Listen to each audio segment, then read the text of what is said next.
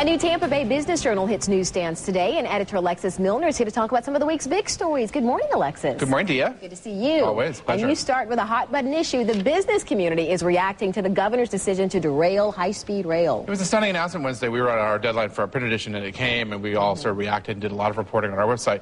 The business community has a range of mixed feelings, we found out. We talked to the owner of a steel company that was perhaps going to benefit, but he thought it was a prudent decision by the governor, who's concerned about the potential cost overruns.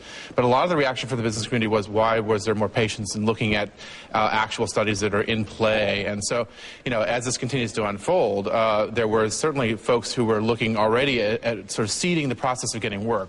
Disadvantaged businesses, for example, were very involved in a series of seminars, and there were 45 DBEs, disadvantaged business enterprises, that's minority-owned businesses, and other subcontractors that were poised to take advantage of that kind of work. So there was a potential for this real trickle-down kinds of jobs in the contracting world, which are really important to the recovery. So there's a bit of a blow there, and certainly, it remains to be seen whether or not the governor's decision was a good one, and we'll certainly do a lot of reporting to figure that out. Yeah, a lot of hot debate on both sides of this issue. It's going to be with us for a while. Yeah.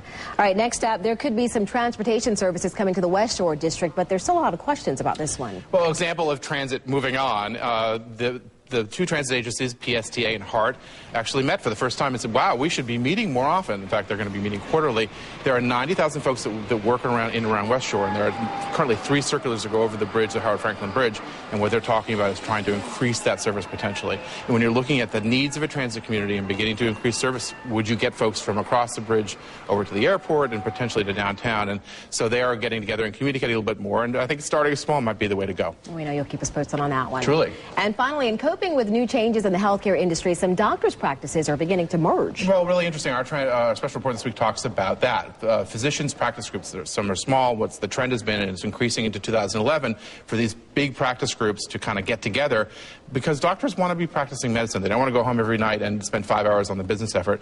And so what we're seeing is that they're getting together. This could be an issue for creating more costs potentially for employers, because the bigger these doctors' groups are, the more leverage they have with insurance companies, and that could pass down those costs to employers and to employees. So from a cost point of view, it's something we're certainly watching. One to continue to watch. All Absolutely. Right. Thank you, Alexis. Always a pleasure, Dia. You too. And for more Business Journal headlines, go to abcactionnews.com/business. Good to see you. Likewise.